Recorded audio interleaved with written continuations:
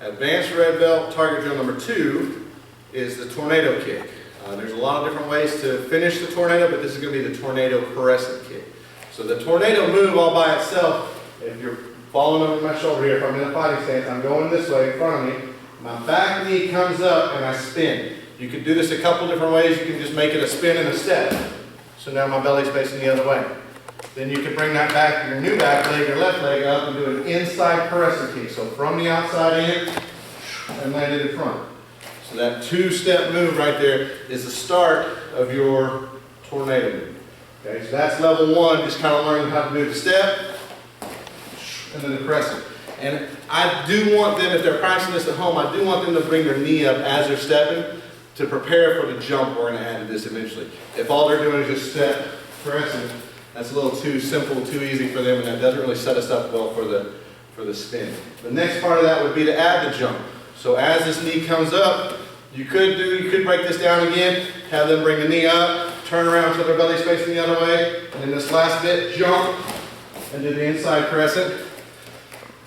If I feel we need to do that a couple times in class, we can, but honestly, I like to practice this way to get it in motion, and then I just like to add the jump straight into it, because if you break it down too much further, it starts becoming more difficult. So from my fighting stance, all in one motion is what I want. That back knee come up and start my jump going up into my crescent kick.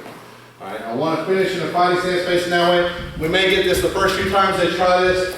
You may get where you over-rotate and land with your booty facing that bad guy.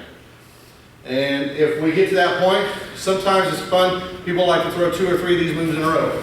Do it again, and so landing there with my booty facing the bad guy doesn't hurt if I'm continuing on that spinning rotation. But if I just want to practice this one kick all by itself, then I need to focus on how I'm landing afterwards, landing solid in a fighting stance. So that's a whole other issue, that's something for them to focus on. So with the target, with the partner out here, you'll hold the target eye level, because that's where you're throwing the inside crescent. If we're sparring and we're in an open stance, I'll throw this like this. I'll spin this way. My inside crescent kick then comes over the back side, the side you can't really see everything coming at him. It's a lot easier to see things coming on the front side over here where his belly's pointing. The inside crescent comes over here, hits the head. That's my goal. So from here, head level, think about how far you need to be away. I'm not trying to jump forward so much, but because I'm starting here and moving, shifting my weight forward first for the jump, then I'm not necessarily going to start right underneath it. I do need to start a little bit further back. So back knee comes up, inside crescent, and then think about how you're going to land in a fighting stance. One more time. Boom, and land.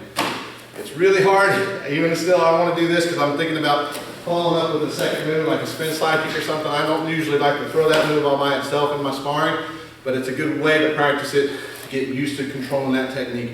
You want to get to the point where you add something after it, a spin side or go into another tornado, then that's fine. We can always add that later. But for now, I just want to focus on controlling that one technique. So that's Advanced Red Belt Target Drill number 2.